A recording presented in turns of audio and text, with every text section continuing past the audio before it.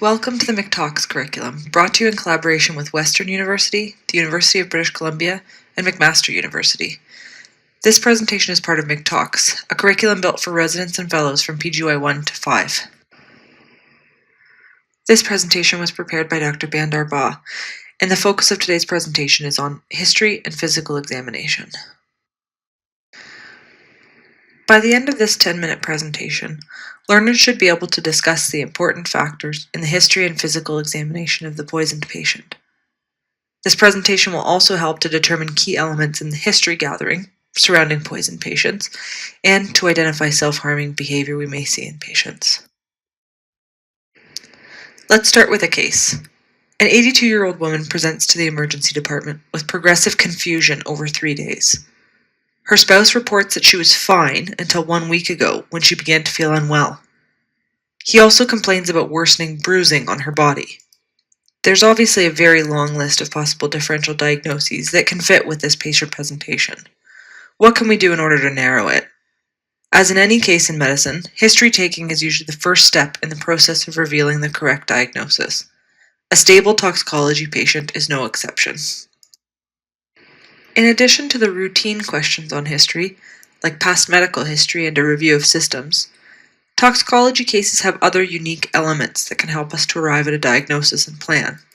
Time and dose of ingestion, as well as the type of drugs ingested, should be determined wherever possible.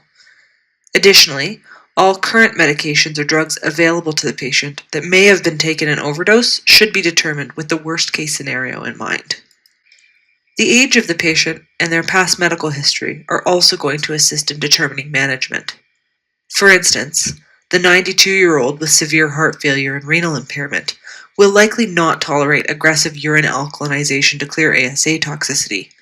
Therefore, the early decision to proceed directly to hemodialysis may be appropriate.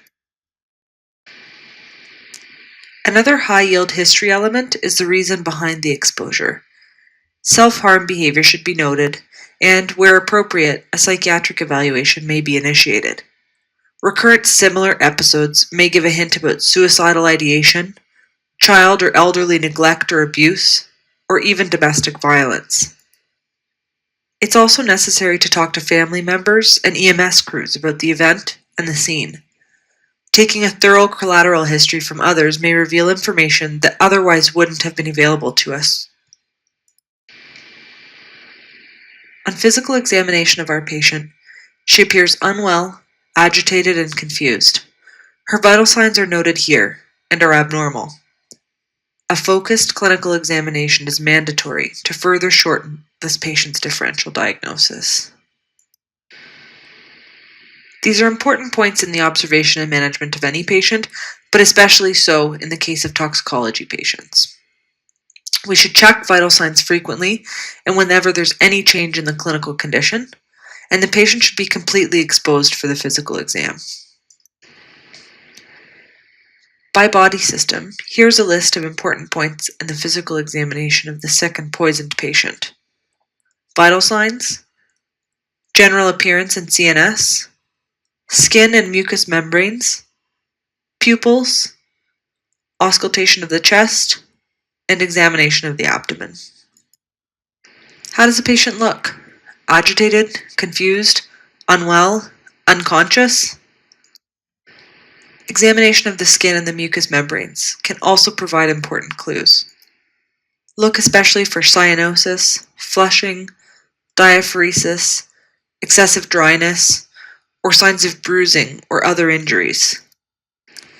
Looking at the eyes, we should note pupil size, reactivity, any nystagmus or disconjugate gaze, as well as excessive tearing. Looking at the mucous membranes may reveal hypersalivation or excessive dryness, either of which may be indicative of toxidromes. On auscultation of the chest, note the presence of any secretions or wheezing that may suggest cholinergic toxicity. The heart rhythm and rate should also be noted. On our abdominal exam, bowel sounds or lack thereof may assist in determining opioid exposure, as well as assess the risk of giving activated charcoal.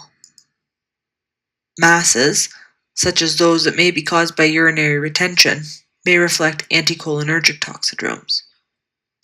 And tenderness, as may be the case in a packer who has obstruction or perforation, may be an indication for emergent surgical intervention. We've come to the end of the McTox presentation on the history and physical examination of the toxicology patient. Here are some questions to review. 1.